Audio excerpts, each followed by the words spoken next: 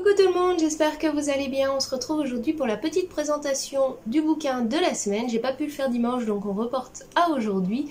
Et cette semaine je ne vous ai pas sélectionné un roman mais un livre tiré d'un univers du jeu vidéo que j'affectionne tout particulièrement, qui n'est autre que World of Warcraft. Et le bouquin s'appelle donc À la découverte d'Azeroth, les royaumes de l'Est, écrit par Christie Golden et aux éditions Panini Book. Avant de vous lire le résumé, je voulais vous montrer juste le côté majestueux de cette couverture avec le fond en bleu nuit et les écritures en or, ça rend juste trop bien. Hop là. Donc il y a un effet en plus un petit peu en relief qui rend la chose juste sublime, avec la différence entre la texture du bouquin et la présentation qui est juste ici, qui est magnifique, donc qui n'est autre que Hurlevent. Donc je vous lis le résumé et je vous en parle un petit peu plus précisément. L'aventure vous attend dans les royaumes de l'Est. Des tours étincelantes de lune d'argent au sulfureux mont Roche-Noire, en passant par les châteaux de pierre blanche de Hurlevent, les royaumes de l'Est sont vastes et regorgent de merveilles. Chaque recoin de cette île majestueuse recèle une infinité d'histoires et de trésors, mais aussi plus d'un secret que certains individus préféreraient savoir enterrer à jamais. Suivez le maître espion Mathias Shaw et le capitaine Flynn Doucebrise au fil de cette expédition qui leur fera traverser les royaumes de l'Est pour le roi et leur patrie, dans le but de retracer leur histoire et d'inventorier les armes, armures et puissances indicibles disséminées sur tout le territoire. Rédigé par Christie Golden, figure de Blizzard Entertainment et auteur du best-seller sélectionné par le New York Times, À la découverte d'Azeroth, les royaumes de l'Est constitue la première étape d'un voyage remarquable dans les terres bien-aimées d'Azeroth. Donc voilà pour le résumé de ce petit livre-là. Donc pas mal de petites erreurs là dans le résumé, puisqu'il parle de Flynn Doucebrise qui se nomme réellement Flynn Bellebrise, petit souci de traduction, et Christie Golden, ils ont oublié le petit trait sur le C et ça s'est transformé en Golden plutôt que Golden. Mais ça c'est les petites coquilles qui peuvent arriver lors des traductions, rien de bien choquant. Avant de vous parler de ce bouquin, si vous souhaitez vous lancer plus précisément dans cette lecture de présentation donc des différents rapports des expéditions faites par Mathias Shaw et Flynn Doucebrise à travers les royaumes de l'Est, il vous faudra lire la petite nouvelle qui a été postée donc sur le site de World of Warcraft. Vous pouvez la lire, elle est gratuite, puisqu'en fait, si vous voulez, les rapports sont écrits par Mathias Shaw pour son roi, et Flynn a tendance à faire pas mal de petites anecdotes et autres au fur et à mesure, des petites ratures, des petits messages en plus, et qui ont sur un ton d'humour ou autre, et qui montrent précisément la relation entre les deux hommes, donc Mathias Shaw et Flynn Bellebrise, qui est racontée donc à travers la nouvelle que vous pouvez retrouver sur le site World of Warcraft. Je vous mets le lien en description si vous êtes intéressé par cette petite lecture.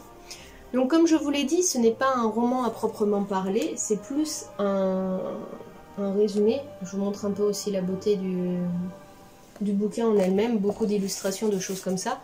Un résumé ou des rapports sur les différents artefacts que vous pouvez trouver à travers tout Azeroth, et plus précisément les royaumes de l'Est. Donc hop, comme vous pouvez voir là, c'est plus voilà les différentes armes que vous pourrez retrouver en jeu, où les noms que vous connaissez fidèlement sont retranscrits ici, à savoir où vous pouvez les trouver, qui a été les propriétaires, ou à présent qui les détient et autres, et c'est assez intéressant. Tout au début du livre, vous avez donc la carte des royaumes de l'Est. Je ne sais pas si le focus va se faire, c'est un peu dommage. Comme ça, et vous voyez, vous avez un petit pochette transparente. Donc la carte est ici. Et le petit film transparent vous présente les différentes cités que vous allez traverser au travers des aventures de nos deux personnages. Donc plusieurs lettres et autres sont jointes à cette histoire-là. Tout d'abord, les deux laissez-passer qu'auront nos deux héros. Celui de l'Alliance, forcément, rédigé par le roi Anduin Brim, et celui de la Horde, rédigé par Bane Sabot de Sang. C'est ça. Par Bane Sabot de Sang, parce que vous avez beau être de l'Alliance, vous ne pouvez pas traverser les territoires de la Horde comme il vous plaira.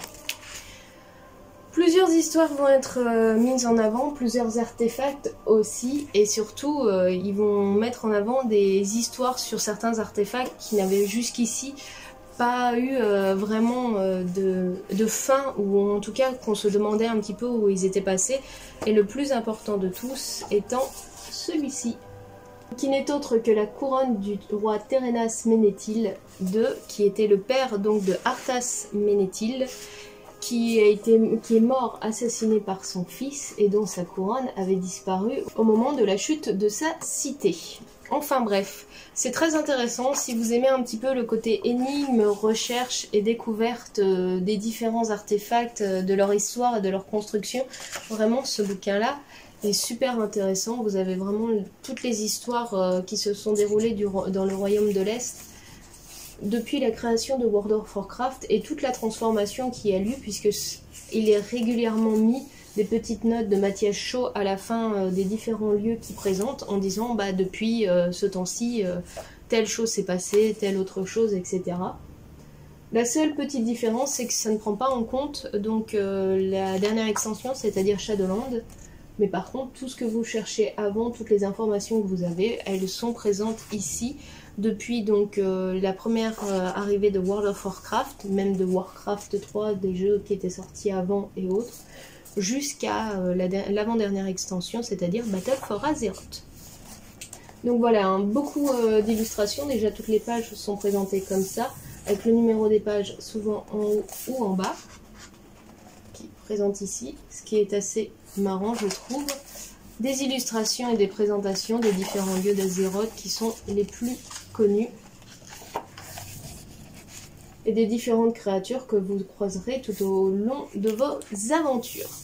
Donc voilà pour la présentation de ce petit bouquin là. Vraiment, moi j'y ai passé un excellent moment, il se lit très très vite. Il s'adressera principalement aux personnes qui connaissent l'univers de World of Warcraft, puisque vous allez retracer et revivre les différents lieux, donjons et les différents artefacts que vous pouvez croiser en jeu. Donc ça sera à mon avis le premier tome d'une longue série, puisque sur Azeroth vous pouvez encore croiser Kalimdor, ou encore Northrend, ou encore l'île des Pandas, et peut-être même le Malestrom et ce qui s'y passe en dessous. Donc hâte de découvrir tout ça. Il y a beaucoup de choses sur World of Warcraft, c'est un très très bel univers. Donc si vous voulez l'acquérir, il vaut 28 €, vous pouvez le retrouver à la Fnac, sur Amazon, chez Cultura et autres, et vraiment c'est un petit bijou à avoir à la maison pour en découvrir un petit peu plus sur l'histoire de World of Warcraft et les différents artefacts et pièces légendaires qui agrémentent ce monde-là.